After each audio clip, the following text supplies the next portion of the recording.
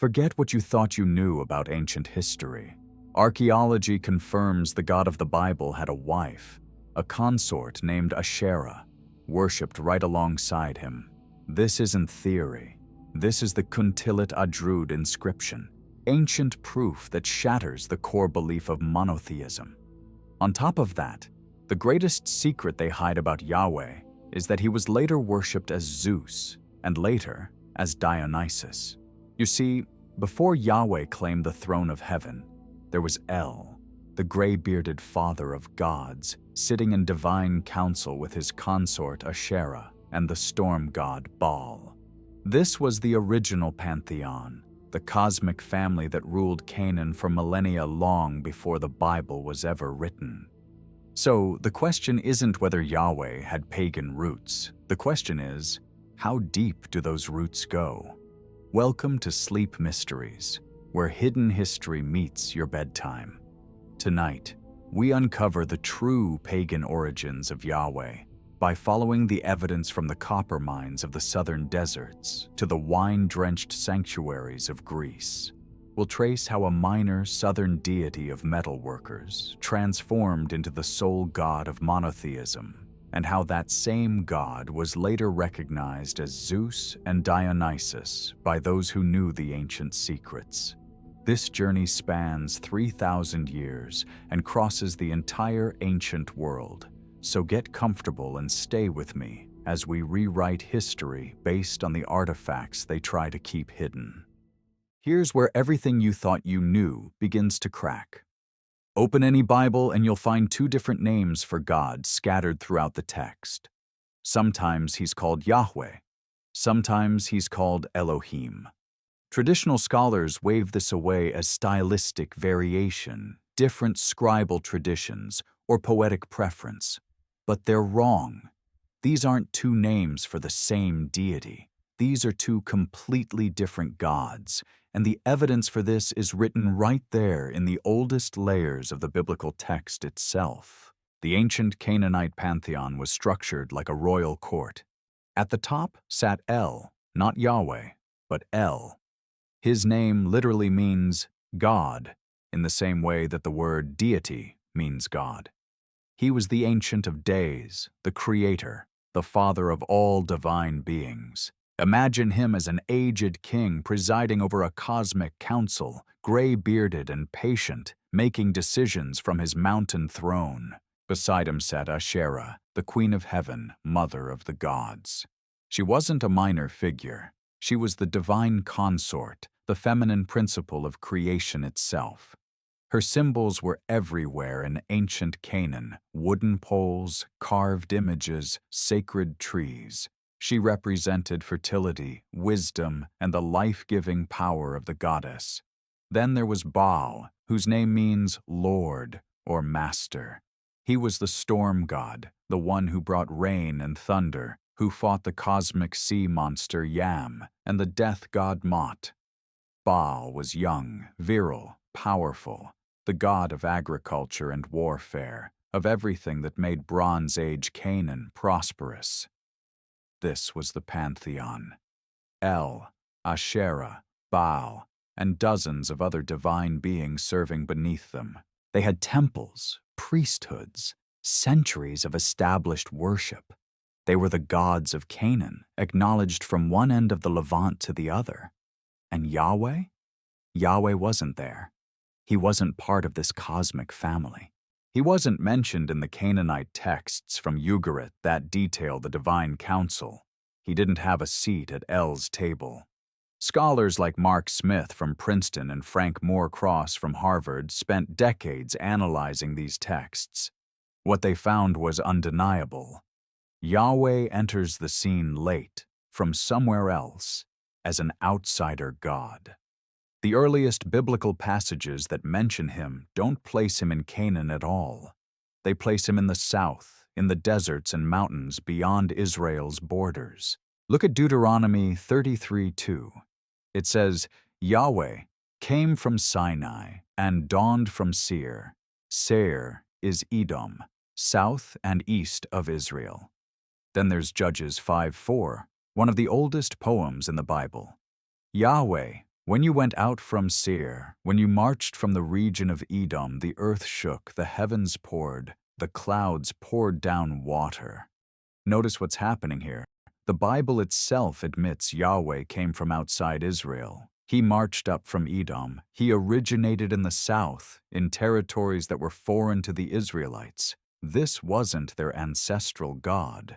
This was an imported deity, a God they encountered somewhere else. And here's the crucial detail that changes everything. When Yahweh does appear in Israel's story, he doesn't replace El immediately. Instead, something stranger happens. The two gods begin to blur together. Their identities merge. Scribes start using their names interchangeably. Characteristics of El get transferred to Yahweh.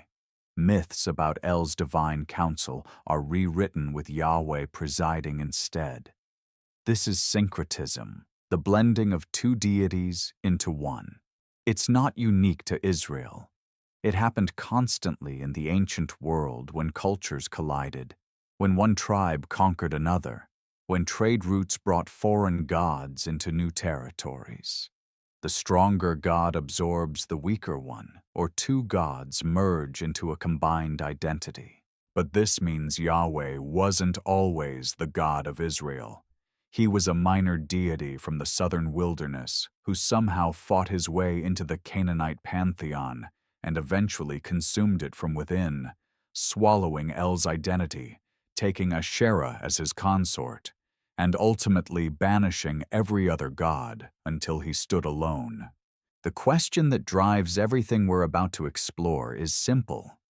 Who was Yahweh before he became the God of the Bible? Where did this southern deity come from, and what was he the god of? The answer is going to take us into the desert, into the copper mines, into the forge, and the flame.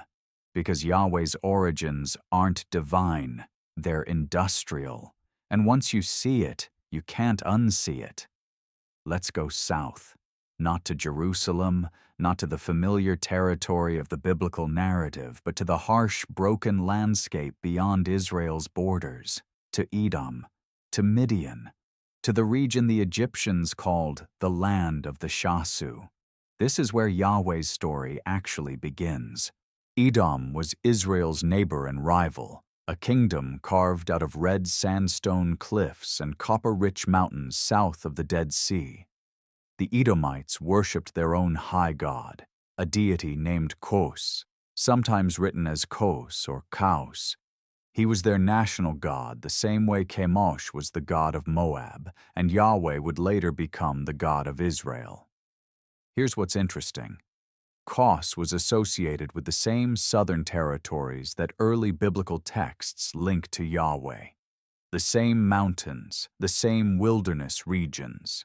Some scholars, like Judith Hadley at Villanova, have noted the linguistic and geographic overlap between Yahweh and Kos, suggesting they might have been regional variations of the same basic deity, or rival gods competing for the same sacred geography. But the real revelation comes when you look at what people were actually doing in this southern territory. They were mining copper, they were smelting ore, they were working metal in one of the ancient world's most important metallurgical centers. The site is called Timna, and it sits about 25 kilometers north of the Gulf of Aqaba. This wasn't some minor operation. Timna was an industrial complex, a place where Egyptian overseers and local Midianite workers extracted copper ore from the mountains and transformed it through fire into tools, weapons, and religious objects. The smelting sites date back to the 14th century BCE and continued operation for centuries. In 1969, archaeologist Benno Rothenberg discovered something remarkable at Timna, a small Midianite shrine built right into the copper mining complex. It was a simple structure, a tent shrine made of fabric stretched over poles, with offerings and artifacts left by the metalworkers who labored there. The shrine contained a copper serpent, faience beads, and evidence of ritual activity connected to the smelting process itself. The copper serpent is crucial. Remember that object. We'll come back to it when we discuss the Nehushtan, the bronze serpent that Moses supposedly made in the wilderness, the same serpent that was worshipped in the Jerusalem temple until King Hezekiah destroyed it centuries later. But the Timna shrine tells us something essential. The people working copper in this region practiced a cult connected to metallurgy. The forge wasn't just a workplace, it was a sacred space. The transformation of raw ore into finished metal was understood as divine work, as participating in the creative power of a god who could transform base matter through fire. Now connect the dots. Yahweh is associated with this region. His earliest appearances in biblical text place him coming from these southern mountains. The Midianites who lived and worked in this territory are explicitly connected to Moses and to the origins of Yahweh worship, and the entire area was dominated by one industry, metalworking. Thomas Romer from the University of Lausanne has argued extensively that Yahweh's origins lie in this southern desert zone, among tribal groups who moved through Edom, Midian, and the Negev. His research into the biblical texts consistently shows Yahweh arriving from the south, not originating in Canaan. Nisaba Hillman's work on ancient metallurgy cults takes this further, arguing that smith gods across the ancient Near East shared specific characteristics. They were associated with mountains, where ore was mined, with fire and smoke from the forge, with transformation, turning ore into metal, and with creative power, the ability to make weapons, tools, and sacred objects. Yahweh has every single one of these characteristics. He appears on mountains. He manifests as fire, smoke, and cloud. His presence at Sinai involves the mountain smoking like a furnace. That's the exact language used. He's described as a divine craftsman who shapes and creates. The southern cult wasn't worshiping an abstract, transcendent deity. They were worshiping the god of the forge, the divine smith who controlled the transformative power of fire. And when that cult moved north, when these Midianite metalworkers and their associated tribes migrated into Canaan, they brought their god with them. This is how Yahweh entered Israel, not from heaven, but from the copper mines, not as the high god El, but as a specialist deity, powerful, dangerous, transformative, but ultimately foreign to the Canaanite pantheon. The evidence points in one direction. Yahweh was a southern metallurgy god who would eventually fight his way to the top of the pantheon and rewrite his own origins to hide where he really came from. If you're still here listening, leave a like so we know you're following along, and stay with me as we step into the next part of our discovery. The Moses story, stripped of its miraculous veneer, is actually the clearest evidence we have for Yahweh's foreign origins. Not because Moses definitely existed as described, the historical Moses is impossible to verify, but because the narrative itself preserves details that are too strange, too contradictory to the later monotheistic agenda to have been invented. Here's what the text tells us. Moses, fleeing Egypt after killing an overseer, escapes into Midianite territory. This is south and east of Egypt, in the Sinai wilderness and the regions beyond. There, he meets a Midianite priest named Jethro, also called Reuel in some passages. Moses marries Jethro's daughter Zipporah and spends years living among the Midianites, working as a shepherd. And it's there, while living with these non-Israelite people, that Moses encounters Yahweh for the first time. The burning bush appears on Horeb, the mountain of God. This isn't in Israel. This isn't in Canaan. This is in Midianite territory, in the wilderness. Yahweh identifies himself and commissions Moses, but the crucial detail comes later, after the Exodus, when Moses leads the Israelites back to this same mountain. Jethro comes to visit. He brings Moses' wife and children. And then something extraordinary happens in Exodus 18. Jethro, this Midianite priest, offers sacrifices to Yahweh and leads a religious ceremony that Aaron and the elders of Israel attend. A non-Israelite priest is conducting Yahweh worship, and the Israelites are participating. The text even has Jethro say, "Now I know that Yahweh is greater than all gods." Think about that phrasing. Jethro, who already knew of Yahweh, is now convinced of his superiority. This implies Jethro was already familiar with this deity, that Yahweh was part of the Midianite religious landscape. Then there are the Kenites, a tribe consistently linked to both the Midianites and to metalworking. The name Kenite likely derives from the Hebrew word for smith or metalworker. These people are portrayed as allied with Israel, as having special knowledge of Yahweh, and as guiding the Israelites through the wilderness. In Judges 1:16, we learn that the descendants of Moses' father-in-law, the Kenite, went up with the people of Judah into the wilderness. The Kenites settle among the Israelites. They're not conquered. They're absorbed, integrated, welcomed. Why? Because they brought something valuable. They brought their God. Numbers 10:29-32 shows Moses begging Hobab, son of Reuel the Midianite, Jethro, to stay with the Israelites because you know where we should camp in the wilderness, and you can be our eyes. The Midianites knew this territory. They knew the sacred sites. They knew where Yahweh dwelled. Scholars call this the Midianite-Kenite hypothesis. And it's been developing since the 19th century. Frank Moore Cross championed it. Thomas Romer has expanded it. The basic argument is simple. Yahweh worship originated among the Midianites and Kenites of the southern desert, and it was introduced to Israel through contact with these groups, possibly through Moses or someone like him.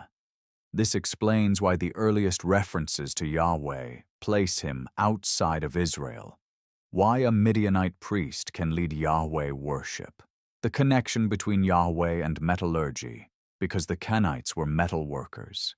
There's more. Look at the Rechabites, a group mentioned in Jeremiah 35. They're described as descendants of Jonadab, son of Rechab the Kenite. They refuse to drink wine, refuse to build houses, live in tents, and maintain strict religious laws. Jeremiah holds them up as examples of faithfulness to Yahweh. These Rechabites, these Kenite descendants, preserved traditions that predate the settled, agricultural version of Israelite religion. They maintained the desert cult, the nomadic practices, the original form of Yahweh worship before it merged with the Canaanite pantheon. Even the name Yahweh might be connected to this southern origin. While the exact etymology is debated, some scholars have linked it to an Arabic root meaning to blow, as in wind or breath of the bellows, or to fall, as in lightning or molten metal. The name itself might carry metallurgical associations. What we're seeing is a consistent pattern. Every early source that tries to trace Yahweh's origins points south, to the desert, to the Midianites and Kenites, to regions outside of Canaan. The Moses narrative, whatever its historical core, preserves the memory that Yahweh came from outside Israel, that he was encountered in the wilderness, that he was mediated through foreign priests who specialized in desert survival and metalworking. Yahweh wasn't the ancestral God of Israel. He was the God Moses brought back from Midian, the deity of the metalworkers and desert nomads who knew the secrets of the forge and the sacred mountain where ore turned to copper through supernatural fire. This southern cult would eventually migrate north, merge with Canaanite religion, and transform into something unrecognizable. But at the beginning, Yahweh was small, specific, dangerous. a god of fire and metal dwelling in mountains far from civilization. Before we had Hebrew texts mentioning Yahweh, the Egyptians had already written his name down, not in reverence, but in administrative records, the kind of mundane documentation that survives when empires keep track of trade routes, military campaigns, and foreign populations. The earliest mention of what appears to be Yahweh comes from Egyptian temple inscriptions dating to the 14th and 13th centuries BCE during the New Kingdom period. These texts mention a place called the Land of the Shasu of YHW. Let that sink in. The Egyptians knew about Yahweh before the Israelites existed as a distinct people, and they associated him with a group called the Shasu. The Shasu were nomadic pastoralists, what we might call Bedouin, tribal groups who moved through the desert regions of Sinai, Edom, and Midian with their flocks and herds. The Egyptians didn't like the Shasu. They considered them disruptive, dangerous, foreign elements that threatened Egyptian mining operations and trade routes in the south. Egyptian records from the reign of Amenhotep III, 14th century BCE, and later from Ramesses II, 13th century BCE, mention these Shasu tribes and sometimes list their territorial designations. One of those designations is YHW, a clear parallel to the later name Yahweh. Egyptologist Raphael Givian studied these inscriptions extensively, and his work established that the Egyptians associated YHW with a specific geographic location in the southern Transjordan region, exactly the area we've been discussing. The land of the Shasu of YHW was in Edom, in Seir, in the territories the Bible itself says Yahweh came from. This is monumental. It means Yahweh existed as a regional deity, possibly a tribal god of nomadic peoples, before the emergence of Israel as a coherent entity. He wasn't invented by Moses or revealed on Sinai. He was already there, already worshipped by these desert groups. The Shasu weren't a single unified tribe. The term was more like a category, nomadic peoples of the southern deserts. Some groups of Shasu might have worshipped Yahweh, others might have worshipped Kos or other regional deities. But the crucial point is that Yahweh was their God, a God of wanderers, a God of people who lived outside the settled city-states of Canaan. This matches perfectly with Yahweh's characteristics in the earliest biblical texts. He's not associated with temples or cities. He's not an agricultural deity who brings rain and crops like Baal. Instead, he's a wilderness god, a god of mountains and fire, a God who moves through the desert with his people. Look at how Yahweh is portrayed in Exodus. He travels ahead of the Israelites as a pillar of cloud by day and fire by night. He doesn't dwell in one place. He's mobile, nomadic, moving with his people through the wilderness. This is the theology of desert nomads, not settled agriculturalists. The Shasu connection also explains the metallurgy angle. Nomadic groups in the ancient Near East often controlled specialized trades. The Midianites are associated with both trade routes and copper production. The Kenites are explicitly linked to metalworking. These desert peoples weren't just herders. They were craftspeople, traders, and specialists in extracting and working metal. Now here's where it gets interesting. The Shasu of YHW would have been in regular contact with Egyptian mining operations at Timna and other sites. Egyptian control over these copper mines fluctuated, but during the New Kingdom period, the Egyptians employed local populations, including Midianites and possibly Shasu groups, as workers and contractors. This creates a scenario where the cult of Yahweh, a deity associated with metalworking and transformation, existed among nomadic tribes who worked in or around the copper mines of the southern Arabah. These groups eventually migrated north, following trade routes, seeking pasture lands, fleeing Egyptian authority, or simply wandering as their lifestyle dictated. Some of these Yahweh-worshipping Shasu encountered or merged with Proto-Israelite groups in the highlands of Canaan. They brought their God with them, their metallurgy skills, their desert theology of a mobile, fierce deity who manifested in fire and demanded exclusive loyalty. Israel Finkelstein and Thomas Romer have both argued that the emergence of Israel in the Canaanite highlands during the 12th century BCE involved the mixing of different populations: former Canaanite city dwellers, pastoral nomads from the edges of the settled zones, and possibly groups from the south bringing Yahweh worship with them. The Shasu of YHW weren't Israelites. They were the people who gave Yahweh to the Israelites. Think about what this means for biblical history. The God who would eventually claim to be the sole creator of the universe, the eternal deity who existed before all things. This God has a documented origin point. He was the deity of a nomadic desert tribe in the 14th century BCE, known to the Egyptians as a regional god of marginal peoples. Yahweh was born in the desert among metalworkers and wanderers in territories controlled by Edom and Midian. His worshippers were considered troublesome barbarians by the civilized empires, and this small, fierce southern god would eventually travel north, invade the Canaanite pantheon, and spend the next 1,000 years fighting his way to absolute supremacy. But first, he had to deal with the gods who were already there. He had to confront El, Asherah, and Baal, deities with millennia of worship behind them, gods who ruled from cosmic thrones while Yahweh was still smoking around desert mountains. The collision was inevitable, and the evidence of that collision is carved in stone. Before we can understand what Yahweh became, we need to understand what he wasn't. We need to see the pantheon he invaded, the cosmic family he would eventually destroy and absorb.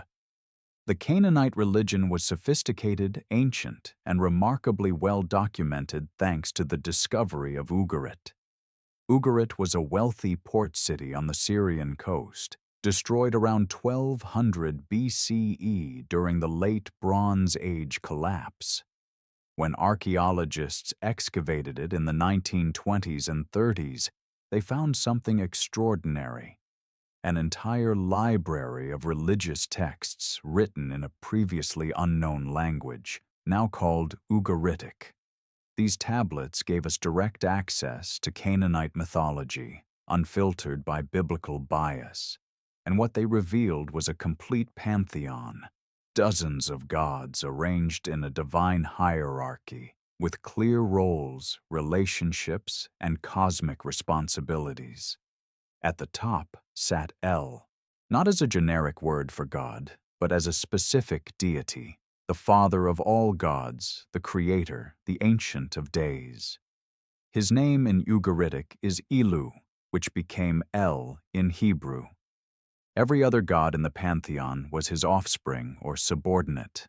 El was portrayed as an elderly king, wise and patient, presiding over the divine council from his mountain dwelling. His titles included the Bull, symbolizing fertility and strength, and the Father of Years, emphasizing his eternal nature. He was the ultimate authority, the one who made final decisions about cosmic matters. Crucially, El was a kind god. He was called the Kind and the Compassionate. He was approachable, merciful, slow to anger. When humans needed divine intervention, they could appeal to El's sense of justice and expect a fair hearing. This is radically different from Yahweh's character, which tends toward jealousy, vengeance, and demanding exclusive worship. Beside El sat Asherah, called Lady Asherah of the Sea in Ugaritic texts. She wasn't a minor goddess or a symbolic representation. She was the queen of heaven, the mother goddess, El's consort and partner in creation. Her role was essential.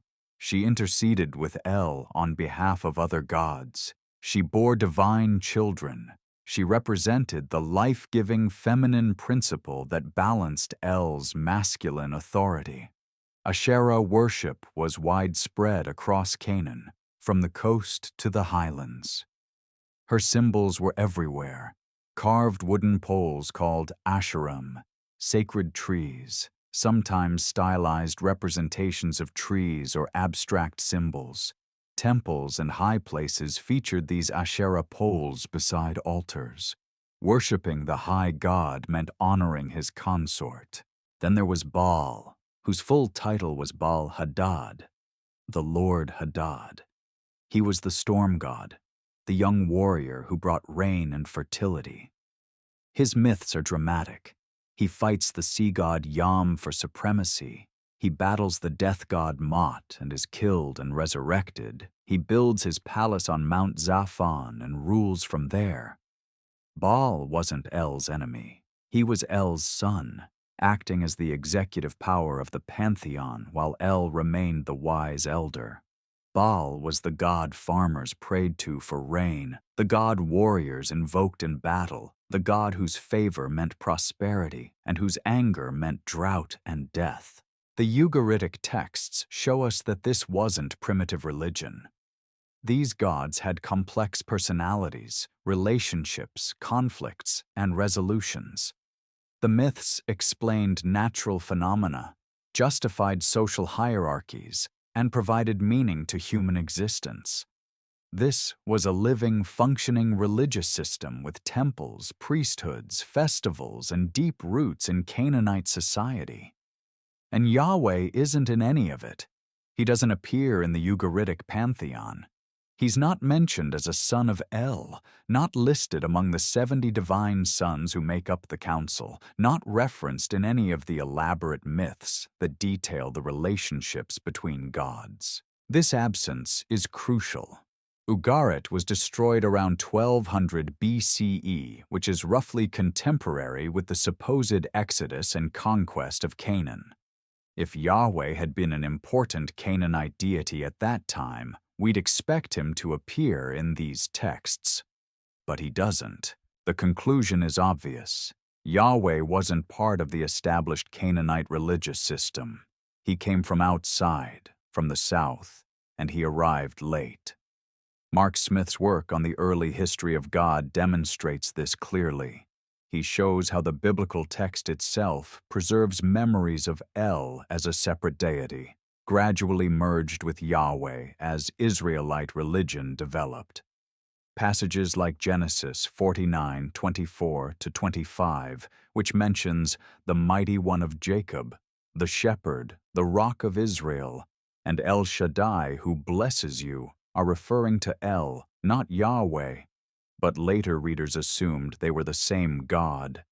Frank Moore Cross argued that Yahweh was originally understood as a son of El, a subordinate deity who eventually usurped his father's position. This would follow a common pattern in ancient Near Eastern religion, where younger storm gods often replaced or merged with older creator gods. But even this requires Yahweh to first enter the pantheon before he can climb it. And the evidence suggests he entered violently, disruptively, bringing a cult that demanded exclusive loyalty, something completely foreign to the Canaanite religious worldview. The Canaanite pantheon was inclusive. Cities might favor one god over another, but nobody denied the existence of other deities. You could worship Baal in one temple and El in another. You could honor Asherah at home and make offerings to Anat, the warrior goddess, before battle. The gods coexisted. Yahweh brought something different: monolatry, the demand to worship him alone. Not because other gods didn't exist, but because he forbade his followers from worshiping them. This was revolutionary and destabilizing. Imagine a minor deity from the desert suddenly appearing in Jerusalem and demanding that people stop worshiping El, stop honoring Asherah, stop making offerings to Baal, gods their ancestors had worshipped for 1,000 years. It would have seemed insane. But somehow, over centuries, This southern god accomplished exactly that. He absorbed El's identity, took Asherah as his own consort, demonized Baal, and eventually erased the memory of the original pantheon so thoroughly that most people reading the Bible today don't even realize it's describing a merged deity. The Canaanite pantheon was ancient, established, sophisticated. Yahweh was the newcomer, the outsider, the god who didn't belong. But he had something the others didn't: exclusivity, intensity, and followers who believed he was uniquely powerful. That combination would prove unstoppable. The relationship between Yahweh and El is the key to understanding how a southern metallurgy god became the god of the Bible. It's also where we can watch the process of syncretism happening in real time, preserved in the biblical text itself. El wasn't a Canaanite invention. He was much older, with roots extending back into the 3rd millennium BCE. The Amorites worshipped El. The Akkadians knew him. His cult spread across Mesopotamia and the Levant long before Israel existed. The name El appears in some of the earliest written records from Mesopotamia. At Abla in Syria, tablets from around 2400 BCE mention Il or Ilu as the head of the pantheon. The Amorites, who dominated much of the ancient Near East during the Middle Bronze Age, worshipped El as their high god. When the Amorites founded cities like Babylon and Mari, they brought El with them. Hammurabi himself, the famous lawgiver of Babylon, was an Amorite king who honored El alongside Marduk and other Mesopotamian deities. El's cult was flexible, able to merge with local traditions while maintaining his identity as the aged creator god. The Hittites, dominant in Anatolia from around 1600 BCE onward, also knew El. In their pantheon, he appears as El-Kunirsa, a name meaning El, creator of the earth. The Hittite texts describe him in familiar terms: the aged god, father of other deities, dwelling on a mountain. This is important because it establishes El's pedigree. He wasn't some local Canaanite deity who could be easily displaced. He had millennia of worship behind him, stretching across the entire ancient Near East. Kings claimed descent from him. Treaties were sworn in his name. His authority was absolute. By the time Yahweh appears on the scene, El's cult in Canaan was ancient and deeply established. Jerusalem itself, originally a Canaanite city, was called Urusalem, meaning foundation of Shalom, a god, but it was also associated with El worship. Abraham's encounter with Melchizedek, the priest-king of Salem, involves offerings to El Elyon, meaning El Most High. The biblical text can't erase El's importance because he's woven too deeply into the foundational stories. Instead, it does something clever. It gradually merges El and Yahweh into a single identity. Look at the name Israel itself. Yisrael, meaning El strives, or El persists, or possibly one who wrestles with El. The name commemorates Jacob's wrestling match with a divine being at Penuel. Genesis 32 describes this encounter, and while later tradition identifies the wrestler as an angel or Yahweh himself, the name Israel preserves El, not Yahweh, as the deity involved. Then there are the El compound names that appear throughout Genesis: El Shaddai, God of the mountain; El Elyon, God Most High; El Roy, God who sees; El Olam, God everlasting. These aren't titles for Yahweh. These are specific manifestations or aspects of El that the biblical authors tried to reinterpret as referring to Yahweh. Genesis 17:1 provides a crucial example. When Abram was 99 years old, Yahweh appeared to Abram and said to him, "I am El Shaddai." The text is doing the work of equation right there. claiming that Yahweh and El Shaddai are the same deity. But originally, they weren't. Exodus 6:2-3 is even more explicit. God spoke to Moses and said to him, "I am Yahweh. I appeared to Abraham, to Isaac, and to Jacob as El Shaddai, but by my name Yahweh I did not make myself known to them." Think about what this passage is admitting. The patriarchs worshipped El Shaddai, not Yahweh. The text has to explain why Abraham, Isaac, and Jacob called on El if Yahweh is supposedly the same God they were worshiping. The solution is to claim that Yahweh revealed a new name to Moses but was present all along under a different identity. This is syncretism in action. The biblical authors were dealing with a real historical problem. Their ancestors worshipped El, but their contemporary religion centered on Yahweh. To bridge this gap, they had to claim the two gods were always the same. Scholars can see through this. The Pentateuch shows clear signs of combining multiple source documents, traditionally called J, Yahwist, E, Elohist, P, priestly, and D, Deuteronomist. The E source uses Elohim, derived from El, as the name for God. The J source uses Yahweh. When these sources were combined into a single narrative, the editors had to reconcile why different traditions use different names. Their solution was to claim they were always the same God, just revealed differently to different generations. But the seams show. You can still see El and Yahweh as separate deities if you look carefully at the oldest poetic texts. Deuteronomy 32:8-9 is the smoking gun. In the Masoretic text, the traditional Hebrew Bible, it reads, "When the Most High gave to the nations their inheritance, when he divided mankind, he fixed the borders of the peoples according to the number of the sons of Israel. But Yahweh's portion is his people, Jacob his allotted heritage." But older manuscripts, including the Dead Sea Scrolls and the Greek Septuagint, read differently.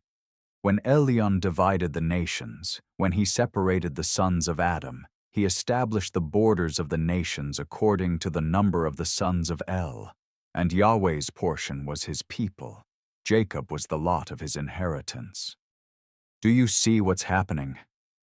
El Elyon, the Most High, is dividing the nations among his divine sons, the gods of the pantheon, and Yahweh receives Israel as his portion.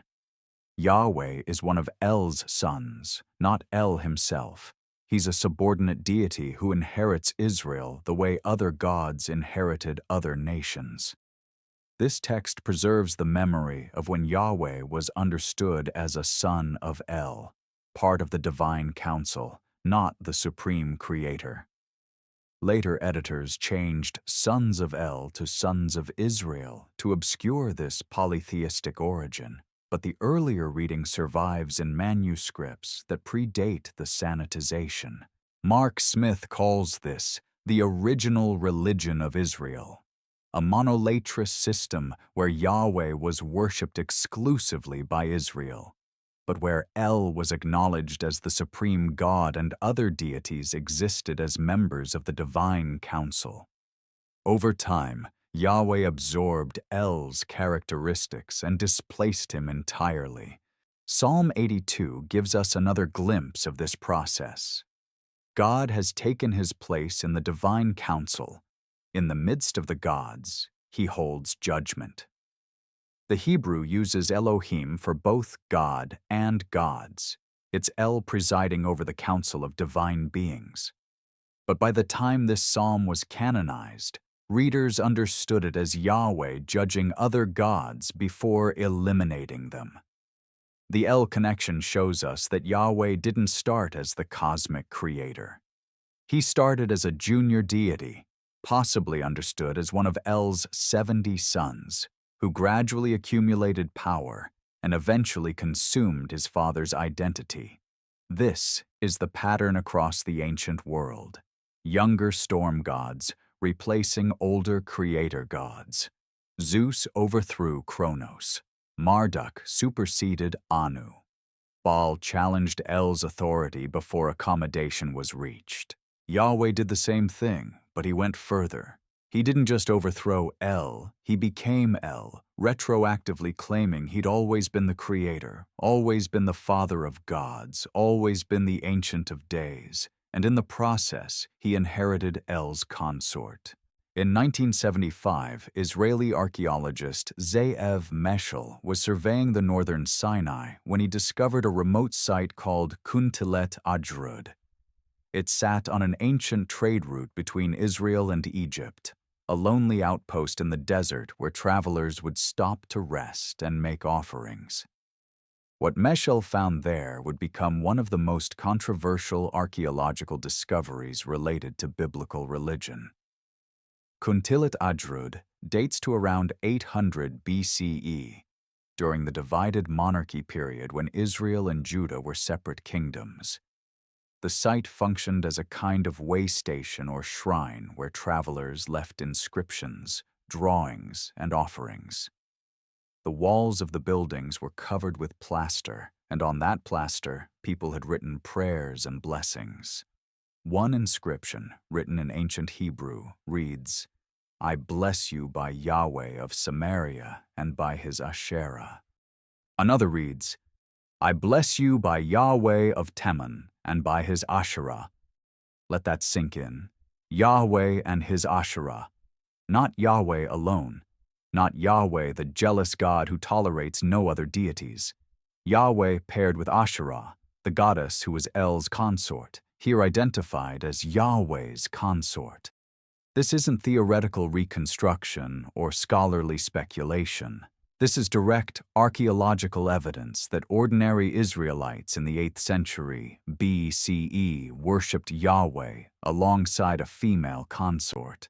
They saw nothing strange about it. It was normal, accepted, part of their religious practice. The inscriptions reference different regional manifestations of Yahweh, Yahweh of Samaria, Yahweh of Teman, suggesting that Yahweh worship wasn't centralized or uniform. Different regions had their own versions of Yahweh, and many of those versions included Asherah as his divine partner. Accompanying the inscriptions are drawings.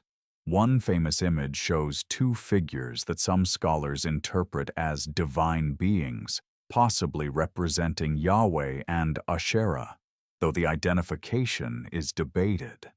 What's not debated is that the site demonstrates a form of Yahweh worship completely different from the strict monotheism described in later biblical texts. Then there's the site at Khirbet el-Qam, near Hebron, dated to around the same period. Inscriptions there also mention Yahweh and his Asherah, along with references to blessing and protection. The pattern repeats. Yahweh has a consort, and people invoke both deities together. The biblical text itself, when read carefully, reveals that Asherah worship was widespread in Israel and Judah. It wasn't some fringe cult, it was mainstream religious practice that the biblical authors desperately tried to suppress and condemn. The Book of Kings repeatedly mentions kings doing evil in the sight of Yahweh by allowing Asherah poles to remain standing. King Manasseh places an Asherah pole in the temple itself, in the house of Yahweh in Jerusalem. This wasn't a foreign innovation, it was traditional practice. 2 Kings 23 describes King Josiah's reforms, around 620 BCE, where he removes the Asherah pole from the temple, burns it, and grinds it to dust. He also evicts the women who wove hangings for Asherah, who were working in the temple precinct. Women were making ritual textiles for the goddess inside Yahweh's temple. This was official, sanctioned religious activity. Jeremiah 44 provides even more dramatic evidence. The prophet condemns the people for burning incense to the Queen of Heaven, clearly a reference to Asherah or a similar goddess figure. And the people talk back. They tell Jeremiah they're going to keep worshiping the Queen of Heaven because things were better when they did. When we burned incense to the Queen of Heaven and poured out drink offerings to her, We had plenty of food and were well off and suffered no harm. But ever since we stopped burning incense to the Queen of Heaven, we have been perishing by sword and famine. The people are defending their polytheistic practices, arguing that abandoning the goddess brought disaster. This wasn't a small group of apostates. This was common practice, especially among women, who saw the Queen of Heaven as their divine protector. What happened at Kuntillet Ajrud and in these biblical passages is clear. For most of Israelite history, Yahweh wasn't worshipped alone. He had a consort, and that consort was Asherah, the same goddess who had been El's wife in Canaanite religion.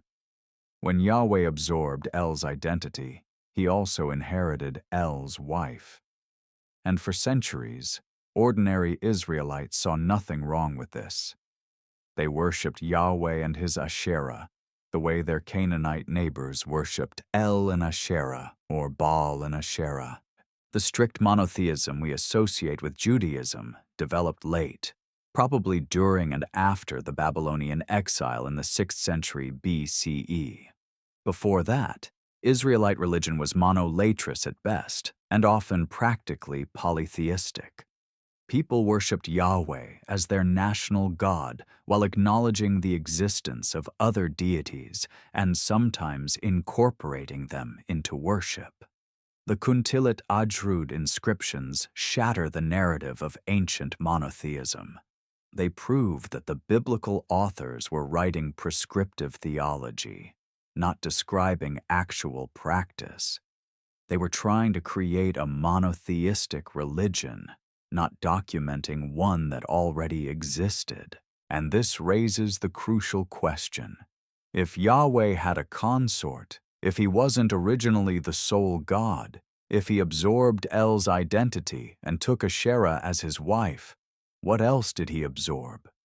What other divine characteristics did he accumulate as he climbed from southern metallurgy god to supreme deity? The answer involves tracing the metallurgy connection forward, following the thread of the divine smith across cultures, and discovering that this pattern extends far beyond Israel, into the very heart of how ancient peoples understood creation itself. The Kenite hypothesis has been floating around biblical scholarship for over a century, but most people have never heard of it. It's too disturbing, too subversive to the traditional narrative.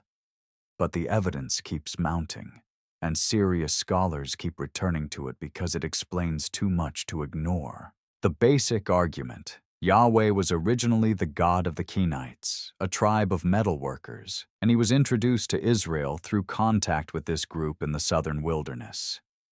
We've already touched on the Kenites in connection with Moses and the Midianites.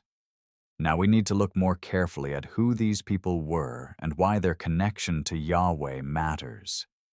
The name Kenite comes from the Hebrew word kayin, which means smith or metalworker. It's related to Cain, as in Cain and Abel, and that connection is important. Genesis 4:22 mentions Tubal-Cain, described as the forger of all instruments of bronze and iron. The genealogy of Cain, not Seth's line, not the line leading to Noah, but Cain's cursed descendants, includes the inventors of metallurgy. This is strange. Why would the Bible preserve a tradition that metalworking originated with the cursed line of humanity's first murderer? One possibility: the tradition reflects real historical memory that metallurgy was associated with a foreign group, possibly the Kenites, who were eventually integrated into Israel, but remembered as originally separate. The Kenites appear throughout the biblical narrative as allies of Israel, but never as fully Israelite. Judges 1:16 says they went up with Judah into the wilderness but settled separately. Numbers 24:21-22 mentions them as dwelling in rocky crags, exactly the kind of terrain where you'd find metal ore. 1 Samuel 15:6 has Saul warning the Kenites to separate themselves from the Amalekites before he attacks. For you showed kindness to all the people of Israel when they came up out of Egypt. The Kenites have a special relationship with Israel based on ancient help, but they remain distinct.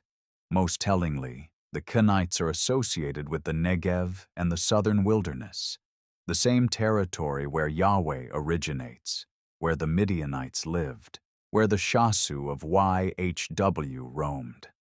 The geographic overlap is exact. Now add the metallurgy connection. We've established that Timna was a major copper smelting site in the very region associated with Yahweh's origins. We've seen the Midianite shrine at Timna with its copper serpent. We know that metalworking was both an economically vital and religiously significant activity in the ancient world. Metalworkers held a special place in ancient societies.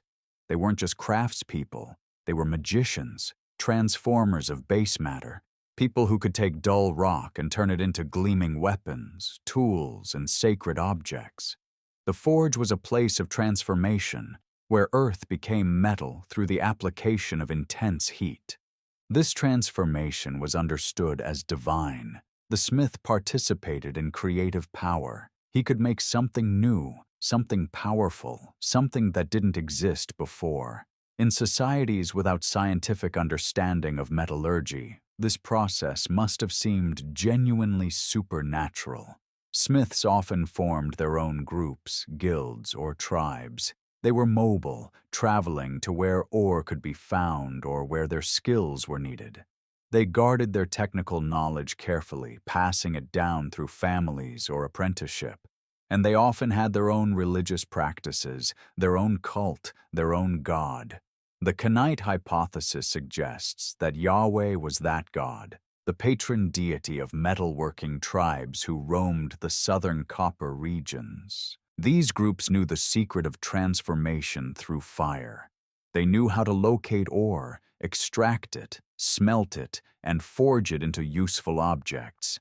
And they attributed this power to their deity. When these Kenite/Midianite groups encountered Proto-Israelite populations in Canaan, they brought their god with them. Maybe through intermarriage, maybe through military alliance, maybe through the sheer impressive power of their metallurgical skill and the God who granted it. The Moses narrative, whatever its historical core, preserves this memory. Yahweh comes from the south, mediated through non-Israelite people, encountered at a mountain in the wilderness. Moses marries into a priestly family of these people. The God appears in fire. The mountain smokes like a furnace. Frank Moore Cross argued that Yahweh was a southern form of El, specifically associated with mountains and storms. But the metallurgy angle goes deeper.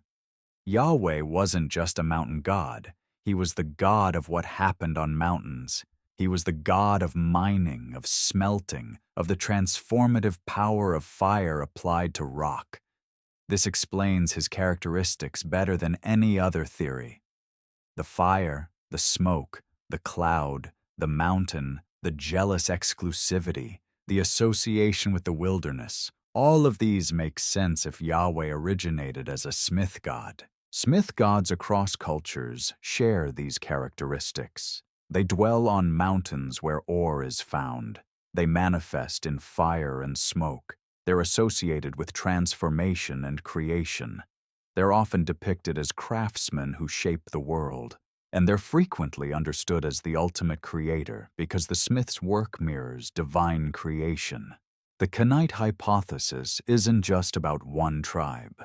It's about understanding that Yahweh's origins lie in a specific technological and religious complex. The metallurgy cult of the southern desert, where fire transformed matter and smiths were understood as participating in divine power. This cult moved north. It merged with Israelite identity, and its god began the long process of absorbing and replacing the Canaanite pantheon. But to really understand how profound this metallurgy connection is, we need to look at the broader, ancient Near Eastern pattern. We need to see how metallurgy and divinity were linked across cultures, how smith gods were understood as supreme creators, and how this pattern explains Yahweh's characteristics better than any supernatural revelation.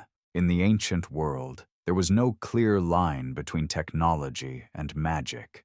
The smith who could transform rock into metal was performing an act that seemed divine. He took dead, inert material and through fire, that most sacred of elements, created something living, useful, powerful.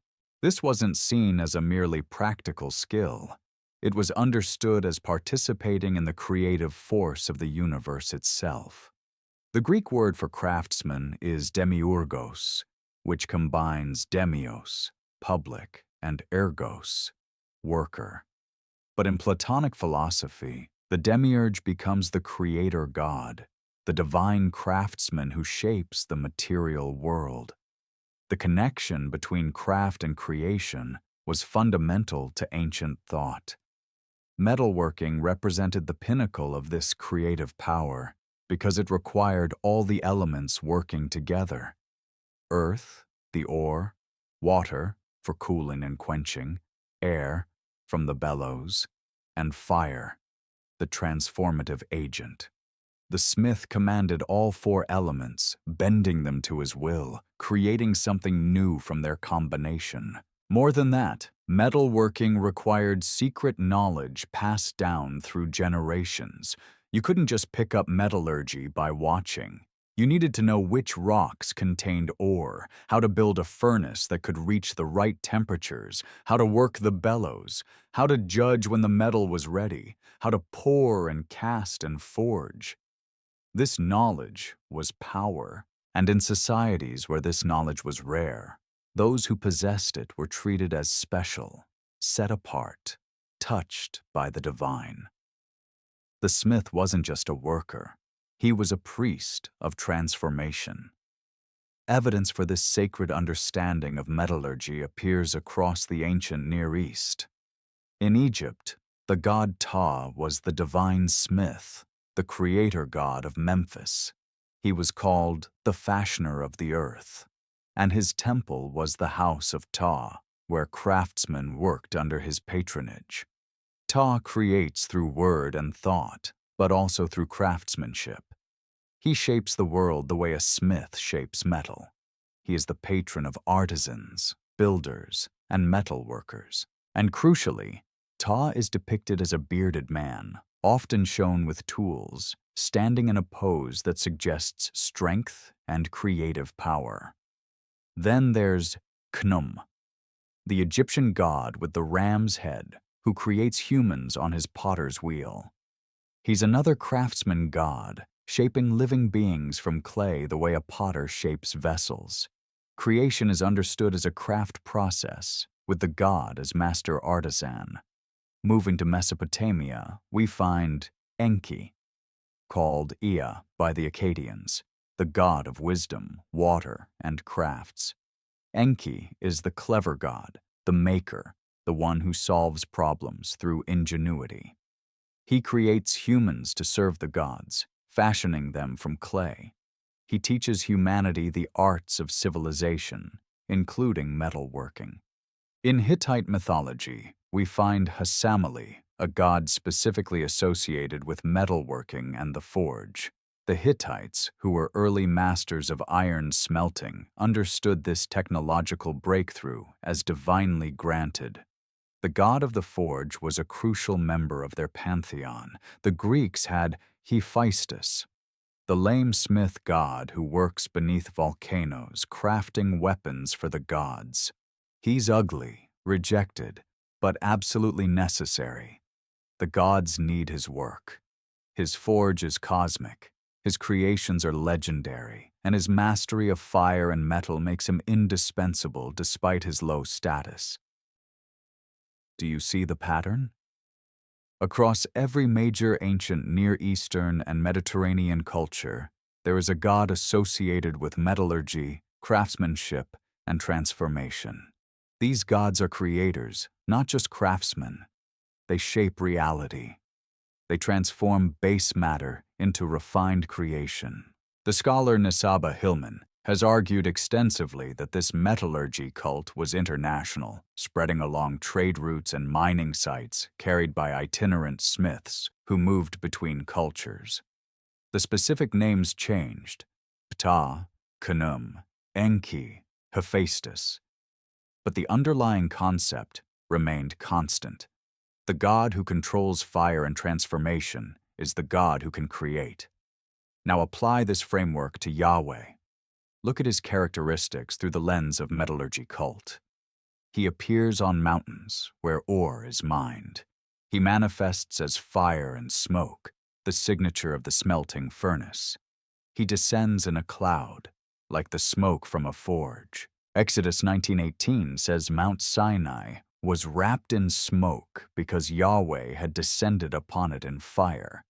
The smoke of it went up like the smoke of a kiln, and the whole mountain trembled greatly. That's not a generic theophany. That's a description of an industrial smelting operation, with the mountain itself becoming the furnace. Yahweh is described as jealous and demanding, characteristics that make more sense if he's a god requiring exclusive devotion from a specialized craft guild. Smiths guarded their secrets carefully. They didn't share techniques with outsiders. Their god would naturally demand the same exclusivity. Yahweh creates through word. He speaks and things come into being. But this is exactly how a craftsman works. He conceives in his mind, speaks his intention, and then manifests it through craft. The creative word is the craftsman's process. Even the covenant relationship makes more sense in this context. A covenant is a contract, an agreement between parties with specific obligations. Craft guilds operated on exactly this principle. The god provided skill and success, and the worshippers provided exclusive devotion and ritual offerings. The Kenites, as metalworkers, would have understood their god in exactly these terms. Yahweh was the patron of their craft, the source of their transformative power, the reason they could turn worthless rock into valuable metal. Worshipping him meant maintaining the skills, preserving the knowledge, passing down the sacred craft. When this cult moved into Canaan and merged with Israelite identity, these metallurgical characteristics came with it.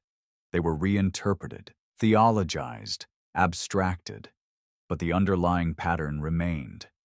Yahweh the smith god became Yahweh the creator, but the fire, the mountain, the transformation, the exclusive demand for loyalty all persisted. What we're seeing is that Yahweh fits perfectly into a widespread ancient pattern. The metallurgy god who commands fire, dwells on mountains, transforms matter, and creates reality through craft. This wasn't unique to Israel. It was an international religious concept, found wherever metalworking was understood as sacred. And this pattern extends even further west, into the Aegean, into Crete, into the very origins of Greek religion. Because the metallurgy cult didn't stop in Canaan.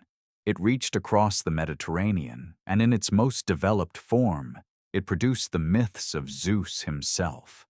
Let's get specific about Yahweh's smith god characteristics, because once you see them, they're everywhere in the biblical text.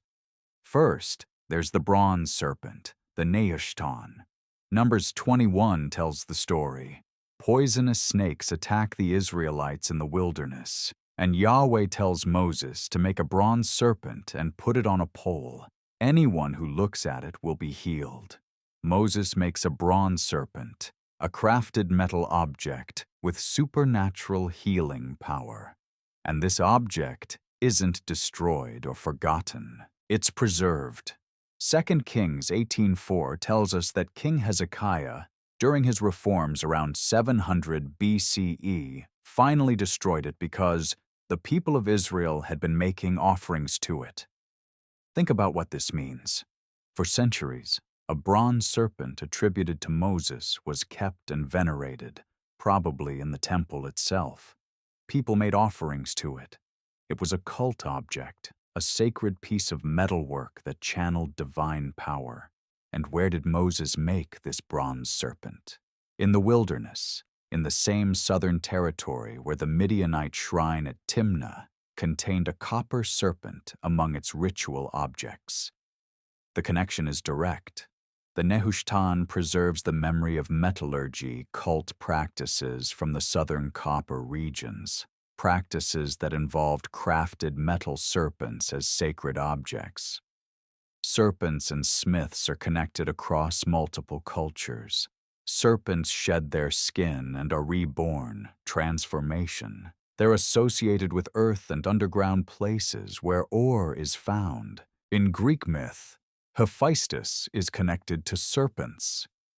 In Egyptian mythology, serpents are protective deities, and Ptah's creative power is sometimes depicted with serpent imagery. The serpent represents the transformative power of the earth itself, the hidden knowledge of what lies beneath the surface. Smiths who could extract ore from rock and transform it possessed serpent-like knowledge, secret, powerful, transformative. Then there's the pillar of cloud and fire. Exodus describes how Yahweh led the Israelites through the wilderness as a pillar of cloud by day and a pillar of fire by night. This image has been spiritualized into a symbol of divine guidance, but look at it practically. It's the signature of a smelting operation. Ancient smelting furnaces produced enormous columns of smoke during the day. At night, when the smoke was less visible, the glow of the fire would be seen from miles away. If you were traveling through the Arabah following the copper trade routes, you would navigate by the smoke and fire of the smelting sites. The pillar of cloud and fire wasn't metaphorical divine presence. It was literal navigation using industrial landmarks. The Israelites, wandering in the wilderness with Kenite guides who knew the copper routes, would have followed the smelting sites from one water source to the next. Next, consider the Ark of the Covenant. It's a crafted object, a box made of acacia wood and overlaid with gold, with a cover called the Kaporet, mercy seat, featuring 2 golden cherubim. The instructions for building it, given in Exodus 25, are incredibly detailed, exactly the kind of specifications a skilled metalworker would need. The Ark is described as the dwelling place of Yahweh, the physical location where His presence resides. This is significant. Yahweh's presence is located in a crafted object made by human hands following divine specifications. The God dwells in the work of the craftsman. Inside the ark are stored the stone tablets of the covenant, Aaron's rod, and a jar of manna, all objects representing divine power or divine provision. But the ark itself is the sacred container, the craft object that makes Yahweh's presence portable and accessible. This is exactly how Smith cults operated. The god's power was mediated through crafted objects. Tools, weapons, cult statues. These weren't just representations of divine power, they contained it.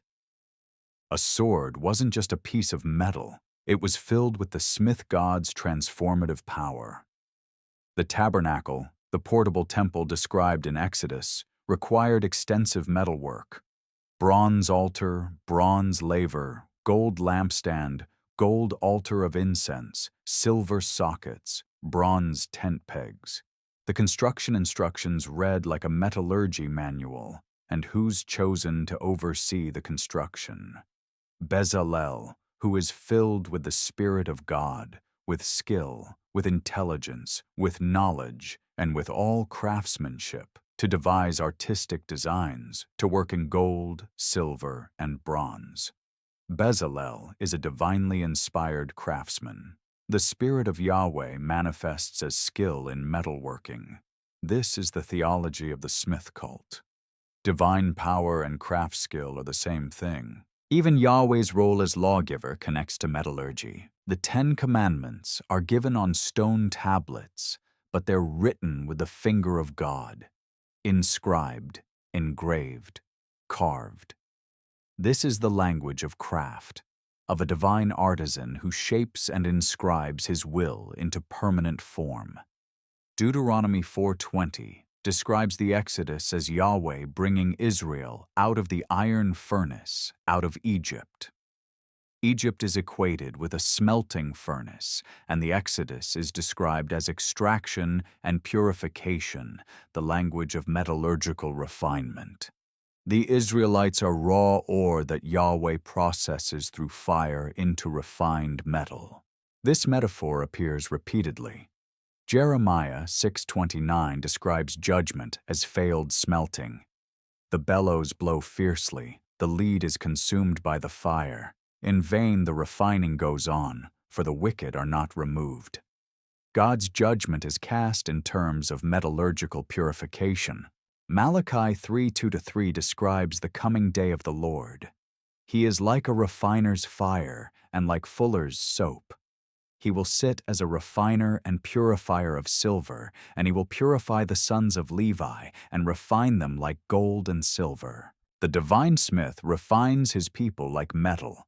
The theological language is saturated with metallurgical imagery because the underlying concept is metallurgical.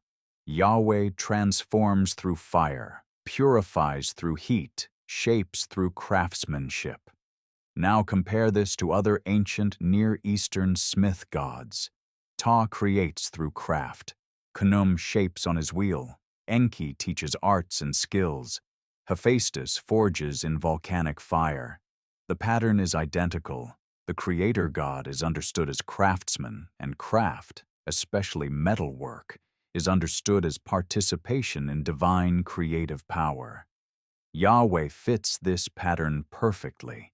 He's not an abstract, transcendent deity who creates ex nihilo through pure will. He's a craftsman God who shapes, refines, forges, and transforms through fire. His dwelling place is a mountain that smokes like a furnace. His sacred objects are crafted from metal. His priesthood requires skilled metalworkers. His people are refined like ore. The biblical authors tried to abstract and spiritualize these characteristics, turning them into metaphors for moral purification and divine transcendence. But the underlying structure remains. Yahweh is a smith god, and his cult preserves the theology and practice of ancient metallurgy religion. This cult didn't originate in Israel. It came from the south, from the Kenites and Midianites, from the people who worked copper at Timna and roamed the Arabah following ore deposits and trade routes. They brought their smith god north, and that god eventually merged with El, absorbed the Canaanite pantheon, and became the God of the Bible. But the story doesn't end there, because this same metallurgy cult pattern appears in the most unexpected place, the Aegean, in the myths and rituals of Bronze Age Crete, where a divine child associated with metallurgy and transformation would eventually become Zeus himself.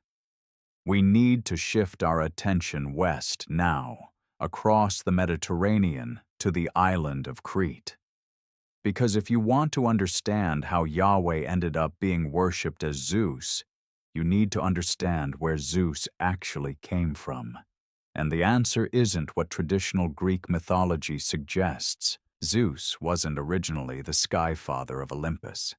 Before he was the king of gods, before he threw thunderbolts and ruled from mountaintops, Zeus was a divine child born in a cave, protected by warriors, and associated with the transformative power of bronze. The Minoans, the Bronze Age civilization that flourished on Crete from roughly 3000 to 1100 BCE, had their own religion distinct from what would become classical Greek mythology. Their gods are mysterious because we can't read most of their script, but archaeology reveals a religious system centered on mountains, caves, sacred bulls, and divine children. One of the most important sites is the Idaean cave on Mount Ida, the highest peak in Crete. This wasn't a hidden shelter, it was a major religious center used for over 1,000 years. Archaeological excavations have found enormous quantities of votive offerings, bronze weapons, bronze shields, bronze tools, and evidence of metalworking on site. The cave was sacred to a divine child, a god born in the cave and protected there. Later Greek tradition would claim this was Zeus, but the Minoan god was older, more primal.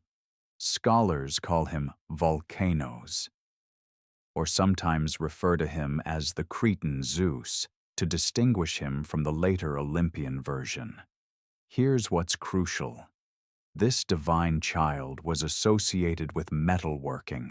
The votive offerings in the Idaean cave include bronze armor and weapons, suggesting the god had power over metal and warfare. The cave itself is in a region rich in copper deposits, and evidence suggests mining and smelting occurred in the surrounding mountains. The myth cycle that developed around this god tells of his birth in a cave, his protection by armed warriors called the kuretes or kuretes, and his association with bull sacrifice and ecstatic dance. The kuretes would clash their shields and dance around the infant god, drowning out his cries so his father wouldn't find and devour him. Now let's unpack the metallurgical symbolism here. The clashing shields, that's metal striking metal, the sound of the forge. The armed warriors protecting the divine child, that's a smith guild guarding their sacred craft. The cave birth, that's the womb of the earth where ore is found. The bull, that's the symbol of strength and transformation, the same animal associated with El and with metallurgy gods across cultures. The Greek poet Hesiod, writing around 700 BCE, tells a version of Zeus's birth that preserves these elements. Zeus is born to Rhea in a cave on Crete, hidden from his father Kronos, who devours his children. The kuretes guard the infant with their weapons, and Zeus grows up to overthrow his father and claim cosmic rulership. But here's where it gets strange. There was also a tradition on Crete that Zeus died and was buried there. The tomb of Zeus was a known site, mentioned by multiple ancient authors. How could Zeus, the immortal king of gods, have a tomb? The answer is that the Cretan Zeus and the Olympian Zeus were originally different figures. The Cretan god was a dying and rising deity associated with seasonal cycles, transformation, and rebirth, exactly the pattern you'd expect from a metallurgy god. Metal dies in the ore and is reborn in the fire. The smith god mirrors this death and rebirth cycle. The Minoan culture collapsed around 1100 BCE during the general Bronze Age collapse that devastated the eastern Mediterranean. Mycenaean Greeks had already begun absorbing Crete by this point, and they brought the Cretan religious traditions with them to the mainland. The divine child of the Idaean cave merged with the Mycenaean sky god, and classical Zeus emerged from the syncretism. But the Cretan elements never fully disappeared. The myths remembered the cave birth, the kuretes, the connection to Crete, and certain ritual practices preserve the metallurgy cult origins. The kuretes themselves are fascinating. In later Greek tradition, they become minor deities or magical beings, but originally they were something more specific: armed warriors who performed ritual dances with shields and weapons. Their name might derive from kouros, meaning youth, but it also connects to kourai, the verb meaning to shear or cut, exactly what you do when working metal. These kuretes were associated with initiation rites, with the transition from youth to warrior, with secret knowledge passed down through ritual. This is precisely the pattern of craft guilds and metallurgy cults: secret knowledge, initiation, ritual practice, association with transformation and rebirth. Archaeological evidence from Cretan cave sites shows continuous ritual use from the Bronze Age through the Classical period. People kept coming to these caves, kept making offerings, kept practicing rituals that connected them to the ancient smith god who was born in darkness and emerged as divine power. Now, here's the connection that matters. The Minoans weren't isolated. They were master traders who dominated the Bronze Age Mediterranean. Minoan ships reached Egypt, the Levant, Anatolia, and the Greek mainland. They traded metals, worked metals, and their religious concepts traveled along their trade routes. The metallurgy cult wasn't confined to one region. It was international, spread by traveling smiths and traders who carried their gods and practices wherever they went. A smith working in Crete might have learned techniques from smiths who worked in Egypt or Cyprus or the Levant. The religious concepts associated with metallurgy would have spread the same way. This creates a network of similar religious ideas across the entire Eastern Mediterranean and Near East. The smith god, the divine craftsman, the transformer through fire, the deity born in caves or mountains where ore is found, protected by warrior initiates, associated with secret knowledge. Volcanoes in Crete, Yahweh in Edom and Midian, Ta in Egypt, Enki in Mesopotamia. Different names, different local expressions, but the same underlying concept. Metallurgy is divine, and the god who controls it is the ultimate creator. When Minoan civilization collapsed and Greek culture absorbed Cretan traditions, this smith god became Zeus Kourites, Zeus of the Kourates, Zeus the divine child of Crete. And as Greek culture expanded, as Alexander conquered the East, as Hellenistic kingdoms spread Greek language and culture across the ancient Near East, this Cretan Zeus would encounter another mountain god of fire and transformation. He would encounter Yahweh, and Greek observers, steeped in their own understanding of divine smiths and mountain gods, would recognize Yahweh as the same deity they knew as Zeus, not because they were ignorant or confused, but because they understood something modern readers have forgotten. These gods emerged from the same religious complex, the same understanding of how divinity, metallurgy, and transformation were connected. The stage was set for the most shocking syncretism of the ancient world, the identification of Yahweh, God of Israel, with Zeus, king of Olympus. Let's trace the evolution of the Cretan smith god more carefully because the details matter. The transformation from volcanoes to Zeus Kourites to the Zeus who would be identified with Yahweh follows a clear path, and every step reveals more about how ancient people understood divine power. The earliest Cretan religious sites date to the Neolithic period, but they intensified dramatically during the Bronze Age. The Idaean Cave, the Dictaean Cave, and other mountain sanctuaries became major pilgrimage sites where people deposited offerings and performed rituals. What's distinctive about Cretan religion is its focus on caves and mountains rather than temples. While the Minoans built magnificent palaces, their most sacred spaces were natural: caves and mountainsides, peak sanctuaries on mountain summits. This is the geography of ore. This is where you find copper, where you extract it from the earth, where the mountain itself becomes the source of transformative power. The votive offerings at these sites are telling. Bronze double axes, the labries, a symbol so important it gave its name to the labyrinth. Bronze daggers and swords, figurines of bulls, models of horns, and constantly, obsessively, bronze objects of all kinds. Bronze working defined Minoan civilization. They were masters of the metal, creating intricate objects, weapons, tools, and ritual items that were traded across the Mediterranean. Their prosperity depended on controlling bronze production, which meant controlling access to copper and tin. The god born in the cave, protected by armed warriors, who would grow to overthrow the old order. This god embodied the power of bronze itself. Bronze was the new technology that overthrew the old Stone Age order. Bronze made new kinds of weapons possible, new kinds of tools, new kinds of power. The god of bronze was the god of transformation and revolution. The Kuretes who protected this god weren't just mythical warriors.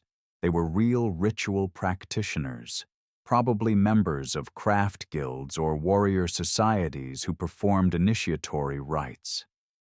Their shield-clashing dance appears in multiple sources and seems to have been an actual ritual practice.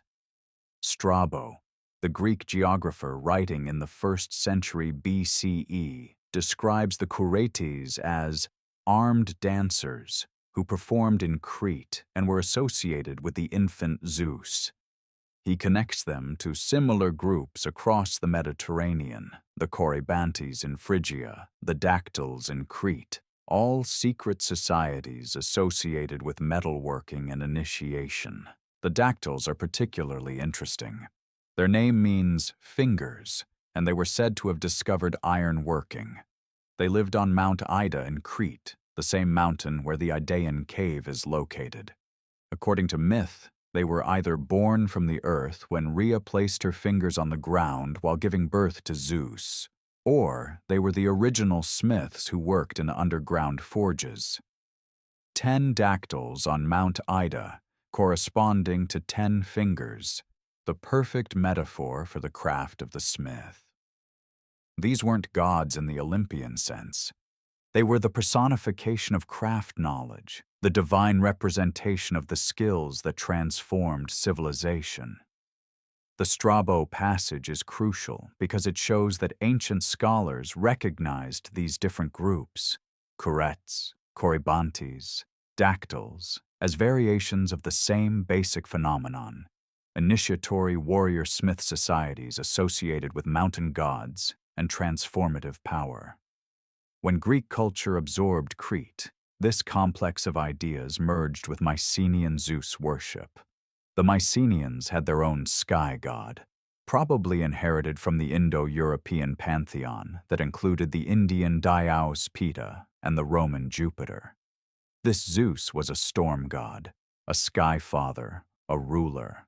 But when the Mycenaeans encountered Crete, they found a different Zeus, a divine child, a dying god, a deity of caves and mountains and bronze. The two figures merged, creating the classical Zeus who retained elements of both. The Olympian sky father, who was nevertheless born in a Cretan cave, protected by the Kuretes, and whose tomb could be found on the island. This syncretism created contradictions that Greek philosophers would struggle with for centuries. How could immortal Zeus have been born? How could he have a tomb? The answer was that two different gods had been merged into one identity, and the seams showed. But for practitioners of the mystery cults, for initiates into the secret societies that preserved the old knowledge, the Cretan Zeus remained central. The Orphic mysteries particularly emphasized Zeus Kurites, the youthful Zeus associated with transformation, death, and rebirth. The Orphic hymn to the Kuretes, probably composed in late antiquity but preserving much older traditions, addresses them as armed guards of Bacchus, Dionysus, and associates them with initiation, secret rites, and the protection of divine children. The connection to Dionysus is important. We'll return to that shortly. What matters for now is recognizing that by the Hellenistic period, when Greek culture encountered Judaism, educated Greeks understood Zeus as a complex figure with multiple aspects. There was Zeus Olympios, the sky father, Zeus Chthonios, the underworld Zeus, Zeus Melikios, Zeus of appeasement, and Zeus Kurites, Zeus of the Kuretes, the Cretan Zeus, associated with caves, mountains, metalworking, and transformative power. This last Zeus, Zeus Kurites, was the version most similar to Yahweh. Both were mountain gods. Both were associated with fire and transformation. Both had exclusive, initiatory cults that demanded strict loyalty. Both were connected to ancient smith-god traditions from the Bronze Age. When Hellenistic writers encountered Yahweh worship, when they learned about the mountain theophanies, the fire and smoke, the exclusive covenant, the connection to the south, they naturally identified this god with Zeus Kurites. The Cretan version they knew shared the same characteristics. This wasn't ignorant pagans failing to understand Jewish monotheism. This was educated observers recognizing that Yahweh and the Cretan Zeus emerged from the same Bronze Age metallurgy cult complex, the same understanding of divine power as transformative fire, the same geography of mountains and caves where gods were born from the earth itself. The identification of Yahweh and Zeus wasn't accidental. It was based on legitimate religious historical connections that modern scholarship is only now beginning to fully appreciate. By the Hellenistic period, the centuries following Alexander the Great's conquests in the 4th century BCE, the ancient Near East was a melting pot of cultures, languages, and religious traditions. Greek became the common language. Greek philosophical concepts influenced how people understood their native religions, and Greek gods were identified with local deities across the empire. This wasn't cultural imperialism exactly. It was interpretatio Graeca, the Greek interpretation of foreign gods as equivalent to their own deities. When Greeks encountered Amun in Egypt, they called him Zeus Amun. When they met Baal in Syria, they called him Zeus Baal. The practice was standard, expected, uncontroversial. And when educated Greeks encountered Yahweh, God of the Jews, many of them identified him with Zeus. This shocks modern readers because we think of Judaism and Greek paganism as opposites, incompatible worldviews that could never be confused. But ancient observers saw deep similarities. Both gods ruled from mountains, Yahweh on Sinai, Zeus on Olympus or in Cretan caves. Both manifested in storms and fire. Both demanded exclusive worship from their followers, even if they acknowledged other gods existed. Both had creation myths, covenant relationships with their people, and cosmic authority. The identification appears repeatedly in Hellenistic Jewish and Greek sources. The letter of Aristeas, a Jewish text from the 3rd or 2nd century BCE, has Ptolemy II asking the high priest about Jewish law. The high priest explains that Jews worship the same God, though we call him by different names, who is acknowledged by all by Greeks as Zeus and Dis. Dis is another name for Zeus in his underworld aspect. The Jewish writer is claiming that educated Greeks already recognize Yahweh and Zeus as the same deity under different names. This isn't considered blasphemous. It's presented as obvious truth that bridges cultures.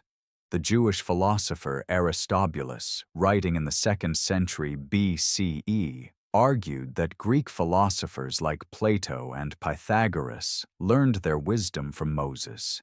He claimed that Greek culture, properly understood, worshipped the same God as the Jews, just with different terminology and rituals.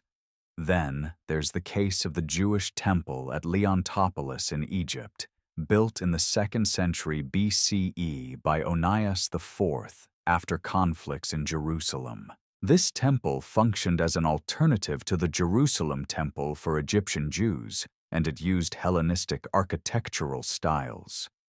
The integration of Jewish worship with Greek cultural forms was seamless for many diaspora Jews. More controversial is the evidence from Samaria. The Samaritans, who worshipped Yahweh on Mount Gerizim rather than in Jerusalem, came into conflict with Judean Jews over proper worship. During the Hellenistic period, the Seleucid king Antiochus IV attempted to Hellenize Judea and Samaria. 2 Maccabees 6:2 claims he defiled the temple in Jerusalem and called it the temple of Olympian Zeus, and that on Mount Gerizim he called the temple of Zeus Xenios. Traditional interpretation sees this as forced paganism, deliberate desecration. But another reading is possible. Antiochus was simply making explicit what Hellenistic interpreters already believed, that Yahweh and Zeus were the same god. Renaming the temples wasn't replacing one god with another. It was translating the name of the deity from Hebrew to Greek. The Jews who resisted this, the Maccabees and their followers, were insisting on a distinction that Hellenistic culture didn't recognize. They were arguing for religious particularism against Hellenistic universalism. Their victory established the principle that Yahweh was unique, incomparable, not to be identified with any Greek deity. But this was a new development, a reaction against Hellenistic syncretism, not the recovery of an ancient truth. Earlier generations of Jews and their neighbors had been comfortable with the Zeus-Yahweh identification. The most extensive identification comes from the historian Hecataeus of Abdera, writing around 300 BCE. He describes Jewish customs and identifies their god with Zeus, explaining that Moses taught the Jews to worship the God who encompasses the whole heaven and prohibits images because God does not have human form. This sounds like Hellenistic philosophical monotheism, the idea that Zeus, properly understood, is the supreme cosmic principle, beyond anthropomorphic representation. Hecataeus sees Jewish worship as a purified form of the same Zeus worship that Greek philosophers advocated. Even more telling is the evidence from archaeology. At sites across the Hellenistic world, we find Zeus imagery in Jewish contexts. Coins from the Hasmonean period show eagles, Zeus's symbol. Synagogue mosaics from late antiquity feature Zeus-like figures representing God. The boundaries between Jewish and Greek iconography were fluid. The famous synagogue at Dura Europos, dating to the 3rd century CE, contains elaborate frescoes showing biblical scenes. The hand of God emerging from heaven is depicted in ways that closely parallel Greek artistic conventions for showing Zeus's presence. The artist understood how to make God visible using the visual language of Greek religion. Now connect this to what we know about the Cretan Zeus. The tomb of Zeus on Crete was a well-known site, visited by travelers, mentioned by multiple authors. Callimachus, the Hellenistic poet, wrote, "The Cretans are always liars, for they fashioned a tomb for thee, O king, but thou didst not die, for thou art forever." The paradox of Zeus's tomb troubled Greek philosophers, but made perfect sense in the context of dying and rising deities. The Cretan Zeus died and was reborn, like Osiris, like Adonis, like other vegetation and transformation gods across the Mediterranean. When Greeks identified Yahweh with Zeus, were they thinking of Olympian Zeus or Cretan Zeus? Probably both. But the Cretan connection is stronger because both Yahweh and the Cretan Zeus had mountain birth, theophany locations, fire and smoke manifestations, armed guardian figures, Korates Levites, exclusive cult demands, metallurgy associations, southern wilderness origins before becoming supreme gods. The identification wasn't superficial. It was based on recognizing genuine structural similarities between the cults. Hellenistic observers who knew about the Cretan traditions would have seen Yahweh as remarkably similar to Zeus Karites, perhaps even as a Semitic version of the same Bronze Age smith god who appeared in Crete as the divine child of the Idaean cave. This is why the syncretism happened so easily, why so many sources treated it as obvious. The gods weren't just similar, they emerged from the same religious substrate, the same metallurgy cult complex that spread across the Bronze Age Mediterranean. But the identification goes even deeper, because there was another Greek god connected to Zeus, connected to Crete, connected to ecstatic worship and transformation, a god who, shockingly, was also identified with Yahweh. That god was Dionysus. Of all the claims in this video, this might be the hardest to accept. Yahweh was identified with Dionysus, the Greek god of wine, ecstasy, and divine madness. But the evidence is extensive, and once you see it, the connection becomes undeniable. Dionysus wasn't originally Greek. He was a latecomer to the Olympian pantheon, arriving from the east, possibly from Thrace or Phrygia or Asia Minor. His worship was ecstatic, involving wine, music, dance, and the dissolution of normal social boundaries. His followers, mainly women called maenads, would enter frenzied states and perform acts that civilized Greeks found disturbing. But Dionysus was also connected to transformation. He was the god who turned water into wine, who taught humanity viticulture, who could drive people mad or grant them divine insight. He died and was reborn, torn apart by titans as an infant and resurrected. He traveled to the underworld and returned. He was the god of boundaries crossed, of transformations undergone, of death and rebirth. And crucially, Dionysus had connections to Crete. One tradition claimed he was raised there, protected by the Curetes, the same armed warriors who protected the infant Zeus. In fact, some myths suggested Dionysus and Zeus were the same deity under different names, or that Dionysus was Zeus reborn, or that the Cretan Zeus was actually the youthful Dionysus. The Orphic mysteries, which centered on Dionysus, called Zagreus in this context, taught that Zeus and Dionysus were one divine being expressing itself in different forms. Zeus was the cosmic father. Dionysus was the divine child born in Crete, torn apart, and reborn. This theological complexity meant that by the Hellenistic period, educated Greeks understood Dionysus as connected to the deepest mysteries of transformation, death, and rebirth, the same concepts associated with metallurgy and craft. Now here's where it gets shocking. Multiple ancient sources identify Yahweh with Dionysus. Plutarch, writing in the 1st century CE in his work Table Talk, discusses Jewish customs and notes that Jews celebrate their Feast of Tabernacles at the same time as Greek Bacchic festivals. He mentions that during this feast, Jews carry branches and suggests this parallels Dionysian thyrsus bearers. He concludes that the Jews worship Dionysus under another name. Tacitus, the Roman historian, claims in his histories that some believe the Jews worship Dionysus because they use wine in their rituals and their priests employ symbols and ivy, symbols associated with Bacchic worship.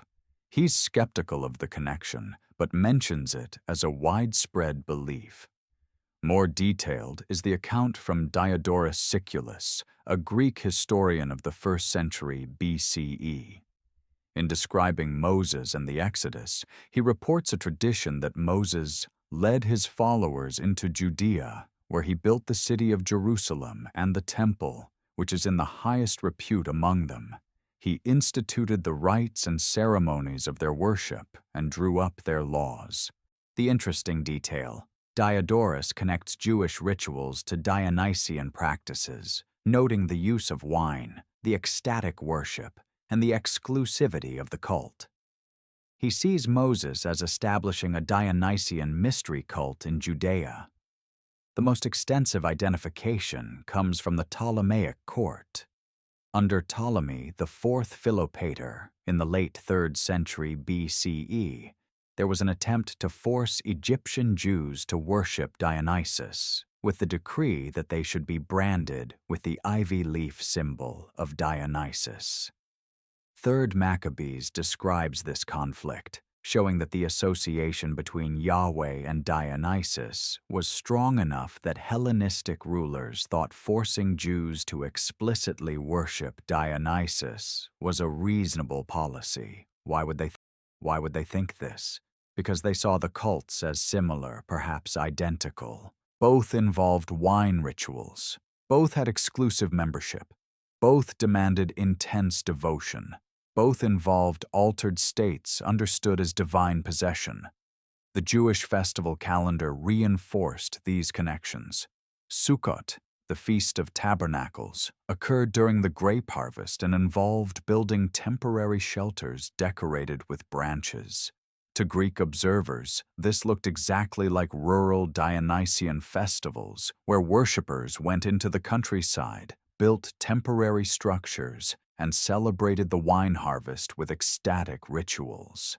Passover involved ritual consumption of wine, 4 cups during the Seder meal. The symbolism of blood, sacrifice, and liberation through wine consumption paralleled Dionysian mysteries where wine represented divine blood and transformation. Even the Day of Atonement, Yom Kippur, with its fasting, purification, and the high priest's entry into the Holy of Holies, resembled mystery cult initiations where the initiate underwent purification and entered sacred space to encounter the god directly. The Greek observers weren't being superficial. They recognized genuine structural similarities between Jewish ritual practice and Dionysian mysteries. Both cults involved wine as sacred substance, ecstatic or altered states understood as divine presence, exclusive membership with strict boundaries, initiation and covenant, cyclical festivals tied to agricultural seasons, sacred texts or secret knowledge, priest classes mediating between God and people. But there's a deeper connection. Remember that Dionysus was associated with the Curetes and with Cretan Zeus. The Orphic tradition explicitly connected Dionysus Zagreus to the divine child born in the Idaean cave, protected by armed warriors who would die and be reborn. This is the same complex of ideas we've been tracing: the divine child of Crete, the metallurgy cult, the transformation through fire, the death and rebirth, the exclusive initiatory knowledge. Dionysus, in his Orphic aspect, was another manifestation of the Bronze Age smith god tradition. He represented transformation, but not just of ore into metal. He transformed grapes into wine, humans into god-maddened ecstatics, the profane into the sacred, death into life. When Hellenistic observers identified Yahweh with Dionysus, they were recognizing that both deities emerged from this same transformative religious complex. Yahweh transformed ore in the forge. Dionysus transformed grapes in the wine press. Both were gods of process, of change, of death and rebirth, of matter made sacred through transformation.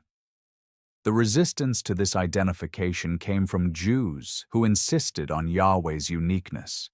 After the Maccabean period, after the development of strict monotheism, the idea of identifying Yahweh with any Greek god became unthinkable, blasphemous. But earlier generations hadn't felt this way. When the Septuagint, the Greek translation of the Hebrew Bible, was produced in the 3rd century BCE, it translated Hebrew religious concepts into Greek terminology without apparent anxiety. The translators were comfortable using Greek philosophical and religious language to explain Jewish worship. The Yahweh-Dionysus identification persisted among Greeks and Romans who encountered Judaism. They saw wine rituals, harvest festivals, ecstatic prophecy, exclusive covenant, and transformation through divine power, and they recognized Dionysus. They weren't wrong. They were seeing the same ancient substrate, the same Bronze Age religious patterns, expressing themselves in different cultural forms. And the evidence goes beyond ancient testimony. The ritual practices themselves preserve the connection. Let's examine the actual ritual and symbolic evidence that connects Yahweh worship to Dionysian cult practices. Because once you start looking, the parallels appear everywhere. First, wine. Wine was central to both Jewish and Dionysian ritual practice, but not as mere beverage. It was sacred substance, mediator between human and divine, symbol of transformation. In Jewish practice, wine was required for Sabbath blessings, for festival celebrations, for Passover. The Hebrew Bible frequently uses wine as metaphor for divine blessing or judgment. Isaiah 25:6 describes the messianic banquet as a feast of rich food, a feast of well-aged wine. Psalm 104 verse 15 praises God for giving wine to gladden the heart of man. But wine also appears in disturbing contexts. Noah's drunkenness leads to cursing. The daughters of Lot use wine to seduce their father. Prophets condemn excessive drinking while simultaneously using wine imagery to describe divine abundance. The ambivalence is important. Wine is both blessing and danger, divine gift and path to transgression. It transforms consciousness, lowers boundaries, allows humans to approach divine states, but at the risk of losing control. This is exactly Dionysian theology. Wine is the god's blood, the substance that allows union with the divine. Drinking wine in ritual context meant consuming the god, becoming possessed by divine power. The Maenad's frenzy came from wine-induced theophany, not mere drunkenness, but genuine religious experience mediated by transformed grapes. The mizrach, the ritual bowl used in Jewish temple service for sprinkling sacrificial blood, shares its root with the word for mixing wine with water. The Greek symposium, where philosophical and religious discourse occurred over mixed wine, used similar vessels for similar ritual purposes, mixing, sharing, and consuming sacred liquid in controlled group settings. The Passover Seder preserves this most clearly. 4 cups of wine consumed at specific moments, accompanying specific readings, transforming the meal into sacred time. Participants don't just remember the Exodus, they experience it through wine-mediated ritual consciousness. To Greek observers familiar with Dionysian symposia, where mixed wine facilitated philosophical discourse and religious experience, and with Dionysian mysteries where wine consumption led to theophany, Jewish wine rituals looked obviously related. Next, the serpent. We've already discussed the Nehushtan, the bronze serpent Moses made in the wilderness that was worshipped until Hezekiah destroyed it. But serpents appear throughout Yahweh symbolism in ways that parallel Dionysian imagery. Isaiah 6 describes seraphim, literally burning ones, surrounding Yahweh's throne. Traditional interpretation sees these as angels, but the word comes from seraph, meaning serpent or dragon. Numbers 21 uses the same word for the poisonous snakes that attack the Israelites. The seraphim are serpentine beings of fire. Dionysus was closely associated with serpents. Maenads handled snakes during ecstatic rituals. The god himself was sometimes depicted as serpentine or dragon-like. In Euripides' Bacchae, the god appears in multiple forms, including serpent form. The serpent represents transformation, shedding skin and being reborn. It's chthonic, connected to earth and underworld. It's dangerous and healing simultaneously. The Nehushtan healed snake bites by presenting an image of the serpent itself, transforming the wound through confrontation with the wounding agent. This is Dionysian logic. Cure madness with madness, heal poison with poison, transform through encountering the transformative agent directly. Then there's prophetic ecstasy. Jewish prophets entered altered states where they spoke for God, sometimes losing normal consciousness. 1 Samuel 10 describes Saul joining a band of prophets and prophesying in ecstasy. 1 Samuel 19 has Saul strip naked and prophesy all day and night. This isn't dignified revelation, it's possession, loss of self, divine madness. The Hebrew prophets were called nabi, related to an Akkadian word meaning to call or announce, but their behavior resembled ecstatic possession. They spoke in altered states, performed symbolic actions, saw visions, heard voices. They were overtaken by divine power they couldn't control. Dionysian possession operated identically. The god seized worshippers, spoke through them, drove them to actions they wouldn't normally perform. The possessed became entheos, having the god within, speaking and acting as the deity's vessel. Greek observers would have seen little difference between a Hebrew prophet seized by Yahweh's spirit and a Maenad possessed by Dionysus. Both involved divine possession, loss of normal consciousness, speaking for the god, and performing acts that demonstrated supernatural power. Sacred dance appears in both traditions. David dances before the ark with all his might, wearing only a linen ephod, essentially naked or semi-naked ritual dancing, 2 Samuel 6.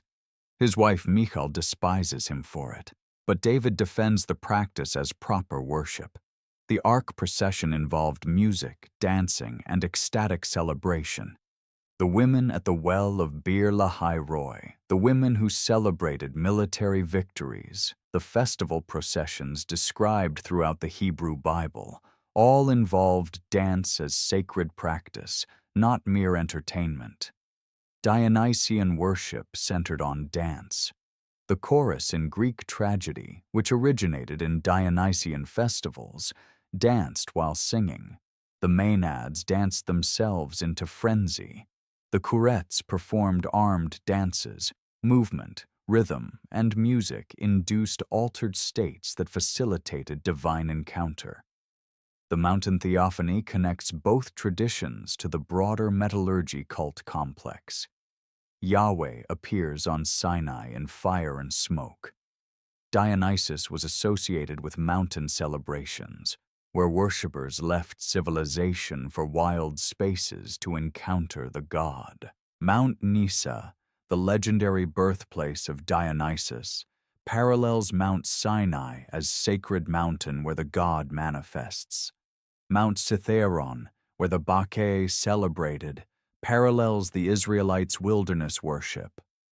Both traditions understood mountains as liminal spaces where heaven and earth met, where gods could be encountered outside normal structures. The thyrsus and the staff serve similar ritual functions. The thyrsus was a staff crowned with pine cone or ivy, carried by Dionysian worshippers.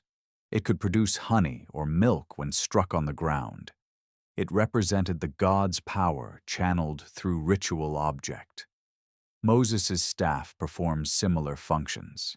It becomes a serpent, parts the sea, brings water from rock, manifests plague. Aaron's staff buds with flowers, proving his priestly authority. The staff is ritual tool, symbol of divine power, and manifestation of the god's transformative ability. The breaking of boundaries is central to both Dionysian and certain aspects of Israelite worship. Dionysus dissolved normal categories, male/female, human/animal, civilization/wilderness, life/death. His worship involved transgression as sacred act, crossing boundaries to encounter the divine beyond normal constraints. While Judaism developed strict purity laws and boundary maintenance, its rituals preserved moments of boundary dissolution, the scapegoat carrying sins into wilderness, the priest entering the Holy of Holies once yearly, prophetic ecstasy overriding normal behavior, the Jubilee year canceling debts and freeing slaves. These weren't Dionysian practices, but they operated on similar principles. Transformation requires crossing boundaries. Encountering the sacred requires leaving the profane. Renewal demands dissolution of normal order. The cumulative weight of these parallels, wine rituals, serpent symbolism, ecstatic prophecy, sacred dance, mountain theophany, magical staffs, and boundary dissolution, explains why Hellenistic observers identified Yahweh with Dionysus. They weren't inventing connections. They were recognizing genuine structural and symbolic similarities based on shared Bronze Age religious substrates. Both deities emerged from the same general religious complex: transformation gods associated with mountains, fire, or wine fermentation as controlled transformation, exclusive cults demanding total devotion, possession and altered states, and the death and rebirth cycle central to metallurgy and agricultural fertility alike. The fact that later Jewish and Christian tradition rejected this identification doesn't erase the historical reality that for centuries, educated Greeks and Romans saw Yahweh and Dionysus as equivalent or closely related deities. The transformation from southern metallurgy god to cosmic creator involved absorbing El's identity, taking Asherah as consort, and being recognized by the wider Hellenistic world as equivalent to their own transformation gods, Zeus and Dionysus. This is Yahweh's hidden history, not revealed from heaven, but assembled from fragments of Bronze Age metallurgy cults, Canaanite pantheon politics, and Hellenistic religious syncretism. So here we are, at the end of a journey that began in the copper mines of Timna and ended in the wine-soaked mysteries of Dionysus. We've traced Yahweh from a minor southern deity of metalworkers into the cosmic supreme god, witnessing his absorption of El, his controversial relationship with Asherah, and his ultimate recognition by the Greeks as Zeus and Dionysus. The history of the God of the Bible is not a straight line toward monotheism. It is a complex, often violent journey of absorption, rebranding, and ideological warfare that stretched over 1,000 years. The single unified God of the modern world is a carefully edited, highly political creation built upon the ashes of many powerful pagan gods. The evidence speaks for itself, preserved in archaeological sites, forgotten texts, and the very symbols they tried to sanitize. If this journey into forbidden history has opened your eyes to possibilities you never considered, then leave a like and subscribe. We're just getting started on this exploration of forgotten worlds. The secret history of the gods continues to whisper in the silent places of the world. The evidence is there, waiting for anyone brave enough to listen. Until next time, sweet dreams and keep questioning. Good night.